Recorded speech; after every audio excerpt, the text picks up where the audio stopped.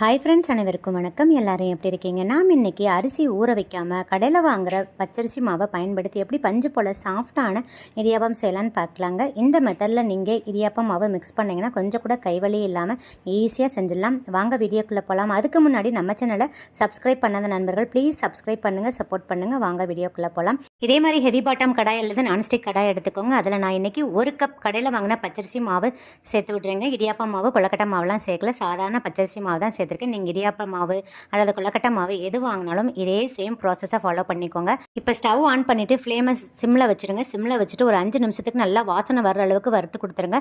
இப்போ இந்த மாவை தொட்டு பார்த்தோம்னா கையில் சூடு சுருன்னு ஏறணும், அந்த அளவுக்கு நாம் வறுத்து கொடுத்துடணும். இப்போ வறுபட்டுருச்சு, இது ஒரு பவுலுக்கு ட்ரான்ஸ்ஃபர் பண்ணிடலாங்க.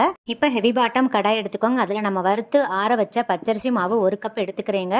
இப்போ இது கூடயே கொஞ்சமாக சால்ட்டு சேர்த்துக்கோங்க. நெக்ஸ்ட்டு 1 கப் பச்சரிசி மாவுக்கு 1.5 கப் தண்ணி சேர்த்துக்கிறேங்க. ஃபஸ்ட்டு 1 கப் தண்ணி சேர்த்து நல்லா விஸ்க் வச்சு கட்டி இல்லாமல் மிக்ஸ் பண்ணிவிட்டு அதுக்கப்புறம் ஒரு 1/2 கப் தண்ணி சேர்த்துக்கோங்க.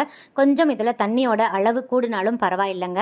இது கூடயே 2 டீஸ்பூன் நெய் சேர்த்துக்கோங்க. நெய் வாசம் பிடிக்காதவங்க கோகனட் ஆயில் கூட 2 டீஸ்பூன் சேர்த்துக்கலாங்க. நெய் அல்லது கோகனட் ஆயில் சேர்த்து செய்கிறதுனால எவ்வளோ நேரம் ஆனாலும் இடியாப்பம் வரவரப்பு இல்லாமல் நல்லா பஞ்சு போல் சாஃப்டாக இருக்குங்க.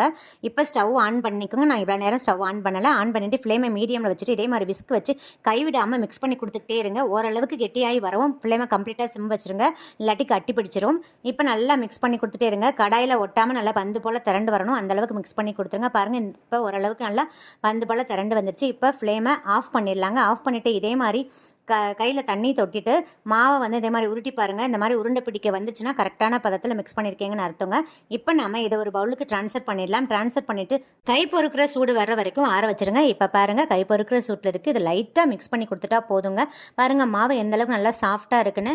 கையில் ஒட்டுற அளவுக்கு கொஞ்சம் பிசு பிசு தன்மையாக தாங்க இருக்கணும். இப்படி இருந்தால் தான் நமக்கு கைவலி இல்லாமல் ஈஸியாக நமக்கு இடியாப்பம் பிழிய முடியும். ரொம்ப கெட்டியாக இருந்துச்சுன்னா நம்மளால் பிழியவே முடியாதுங்க.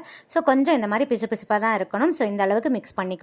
இப்போ மாவு மிதமான சூட்டில் இருக்கும் போதே நம்ம இடியாப்ப உரலில் வந்து இதே மாதிரி ஆயில் நல்லா ஸ்ப்ரெட் பண்ணிக்கோங்க. ஸ்ப்ரெட் பண்ணிவிட்டு உங்களுக்கு எவ்வளவு மாவு கொள்ளுமோ உள்ளே வச்சுட்டு நல்லா பிழிஞ்சு விடுங்க. பாருங்கள், நல்லா ஸ்மூத்தாக நூலாக எப்படி அழகாக பிழிய வருதுங்க. கொஞ்சம் கூட கைவலியே இருக்காதுங்க. இந்த மெத்தடில் நீங்கள் செஞ்சீங்கன்னா இடியாப்பம் ரொம்ப சாஃப்டாகவும் அதே மாதிரி கைவலி இல்லாமல் ஈஸியாக பிழிய முடிஞ்சிருங்க. பாருங்கள், எவ்வளோ அழகாக நூலாக பிழிய முடியுதுன்னு.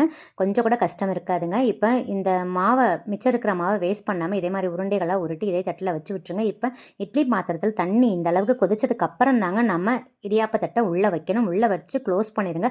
ஒரு 3 நிமிஷம் வெந்தால் போதுங்க. ஏன்னா ஆல்ரெடி வெந்த மாவு தானே, 3 நிமிஷம் வெயிட் பண்ணால் போதுங்க. இப்போ பாருங்கள், ஓப்பன் பண்ணி இதே மாதிரி ஸ்டிக் வச்சு எடுத்து பாருங்கள். கொஞ்சம் கூட ஒட்டாமல் வந்துருச்சுன்னா இடியாப்பம் வெந்துருச்சுன்னு அர்த்தங்க. இப்போ அவ்வளோதான், நமக்கு பிளேட்டுக்கு ட்ரான்ஸ்ஃபர்